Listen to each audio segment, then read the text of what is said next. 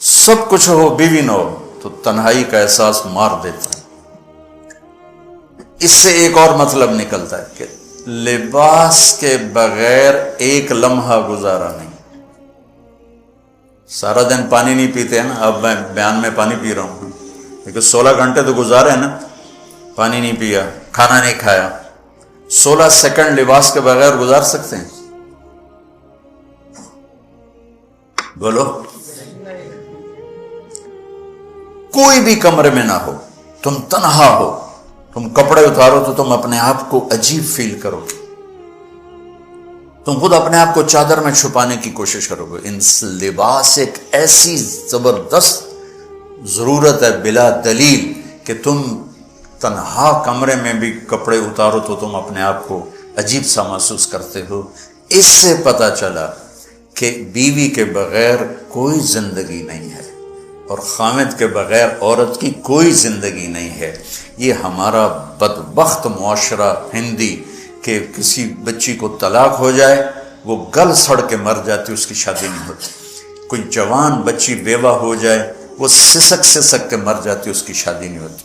کوئی 40-50 سال کا ہو جائے مرد، اس کی بیوی مر جائے، کوئی اس کو لڑکی دینے کے لیے تیار کوئی نہیں۔ اور لباس کا لفظ بتاتا ہے کہ شادی کے بغیر انسان ننگا ہے، اور ننگے انسان کا کوئی کہیں بھی گزارا نہیں ہے۔ لفظ لباس بتاتا ہے کہ ہم اس چیز کو رواج دیں کہ شادیاں ہوں، بیوہ کی شادی ہو، مطلقہ کی شادی ہو، کوئی کس کی بیوی مر جاتی ہے۔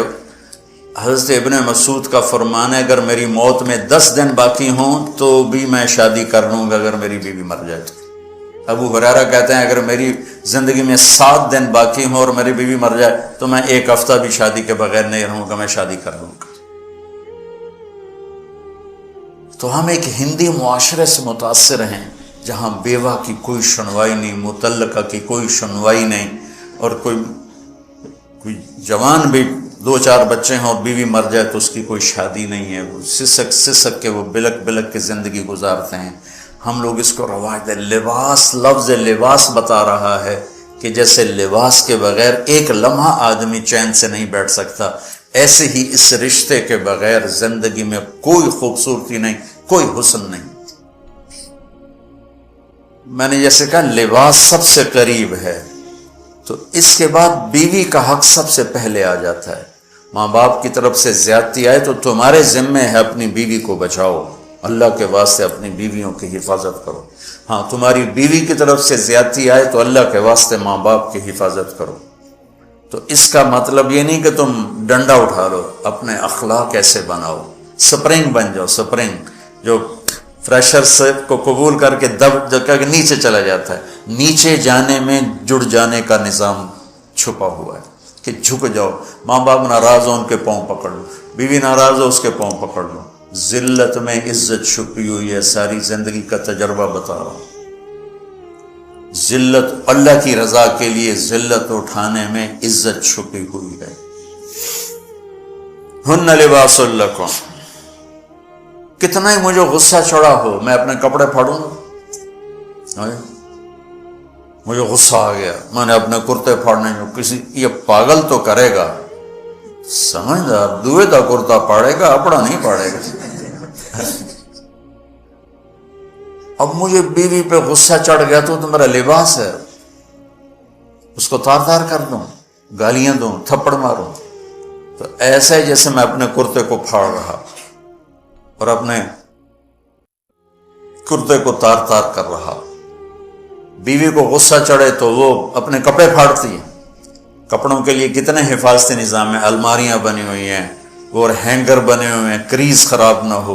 ہم کھاتے ہوئے کیا کرتے ہیں، آگے اگر کپڑے نئے پہنے ہو تو آستینیں چڑھا لیتے ہیں کہ کہیں کوئی شوربہ کچھ سالن ادھر نہ لگ جائے، ادھر نہ لگ جائے۔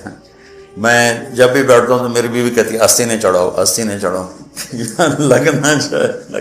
اور آگے ہم کیا کرتے ہیں، تولیہ رکھتے ہیں، نیپکن رکھتے ہیں، رومال رکھتے ہیں۔ بڑے بڑے ہوٹلوں میں جاؤ تو پہلے وہ ساتھ رکھا ہوتا ہے کہ کوئی کھانے کا ذرہ گرے، سالن کا کوئی قطرہ گرے تو آپ کے کپڑے خراب نہ ہوں۔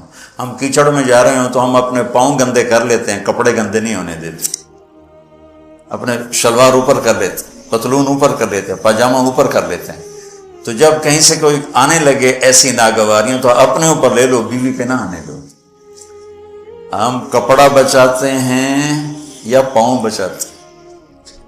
کپڑا بچاتے ہیں، شلوار اوپر ٹانگ لیتے ہیں، کرتے کو یوں سمیٹ لیتے ہیں، تو جتنا کیچڑ ہے حالات کا، واقعات کا، اخلاق کا، وہ کیچڑ اپنے اوپر لے لو، بیوی کو بچا لو۔ اور بیوی کیا کرے؟ وہ جتنا کیچڑ ہے حالات کا، واقعات کا، ناگواریوں کا، اپنے اوپر لے لے، خامد کو بچا لے۔ لباس کا اور کیا کام ہے؟ یواری سواتکم، یہ تمہارے عیب چھپاتا ہے۔ تو میرا کام کیا ہے؟ میں بیوی کی کمیاں چھپاؤں، ڈھنڈورا نہ پیٹوں۔ بیوی کا کام کیا ہے؟ خامد کی کمیاں چھپائے، ڈھنڈورا نہ پیٹے۔ دوسرا کام کیا ہے لباس کا؟ وریشہ، لباس مجھے خوبصورت بناتا ہے۔ یہ ایک واحد رشتہ ہے جو زندگی کو خوبصورت بناتا ہے۔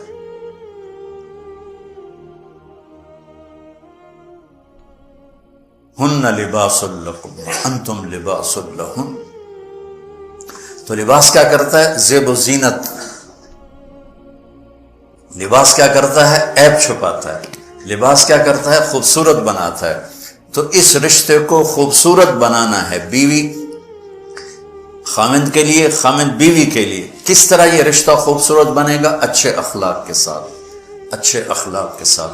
اگر گھر والوں کے اخلاق اچھے ہوں، وہ بچی ساس سسر کو ماں باپ بنا لے، ساس سسر بچی کو ماں باپ بنا لے، خامند بیوی کو ہتھیلی کا چھالا بنا لے، بیوی خامند کو ہتھیلی کا چھالا بنا لے۔ میں قربان جاؤں اپنے نبی پر، ساری کائنات کو نور ایمان دینے والی ہستی، اور حضرت عائشہ رضی اللہ عنہ کو لقمے بنا کے کھلا رہے۔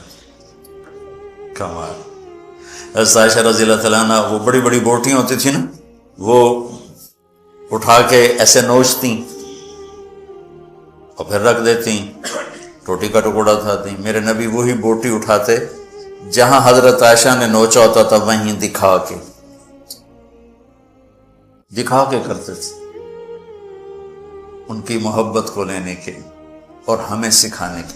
حضرت عائشہ گلاس اٹھاتی، وہ بڑے بڑے ہوتے تھے، اب تو یہ چھوٹے چھوٹے گلاس ہیں، تو حضرت عائشہ رضی اللہ تعالیٰ عنہ گلاس اٹھاتی اور یہ پیا، یہ رکھا۔ میرے نبی اٹھاتے اور جہاں حضرت عائشہ کے ہونٹ لگے ہوتے تھے وہاں ہونٹ رکھ کے۔ یہ زندگی سکھائی ہے۔ یا عائشو، کیا محبت سے بولا عائشہ نے، یا عائشو، یہ عاشقانہ انداز ہے، محبوبانہ انداز ہے۔ یا حمیراء، عائشہ او دوڑ لگائیں، عائشہ مجھے پتہ چل جاتا جب تو میرے اوپر ناراض ہوتی ہے۔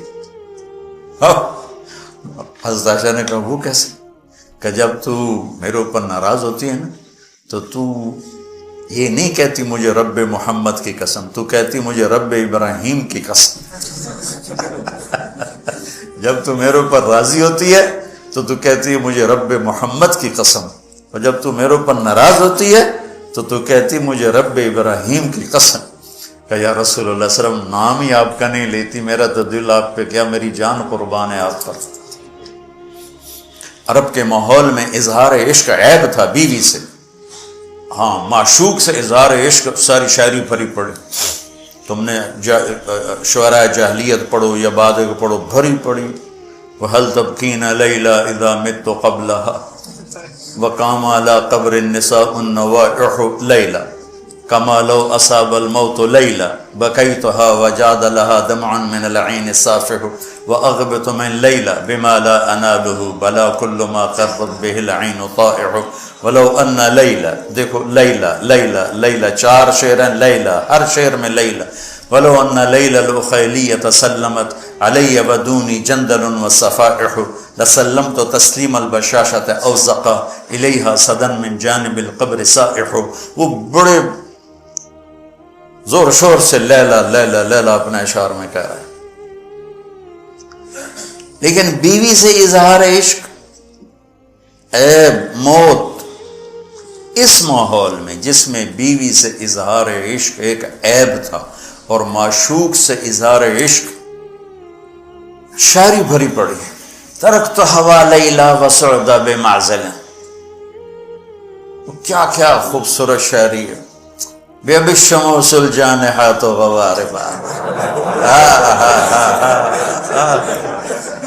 اللہ بساط من الحریر جلاببا حاولنا تفدیتی وخفنا مراقبا فوضعنا ایدیہن فوق ترائب.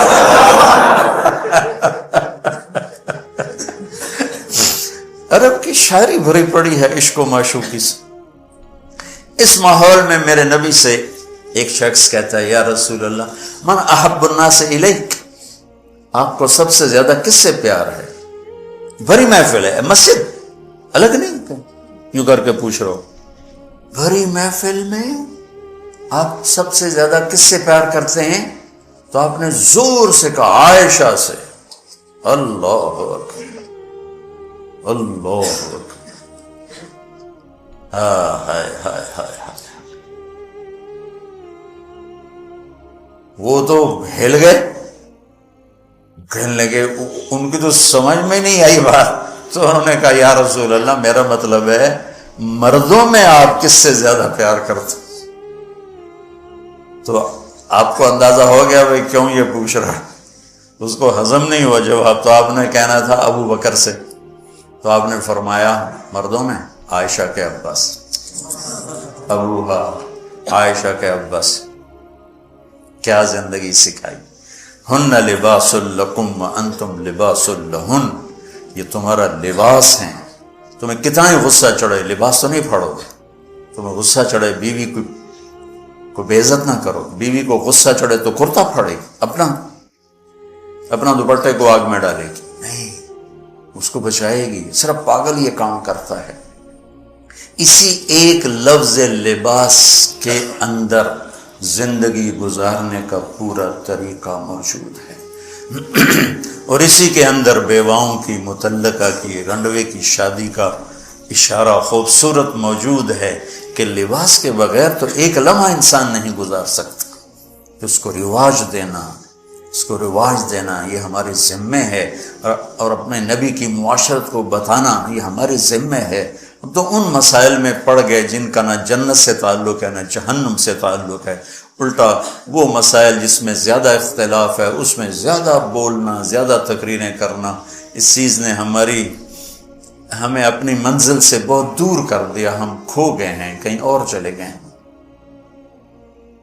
تو اس عرب کے ماحول میں میرے نبی نے لباس بنا کے دکھایا. صفیہ رضی اللہ تعالیٰ عنہ چھوٹے قد کی تھی، اونٹ پہ سواری کے لیے وہ خود نہیں کر سکتی تھی. آپ نے اپنا گھٹنا آگے کر دیا. صفیہ نے آپ کے گھٹنے پر پاؤں رکھا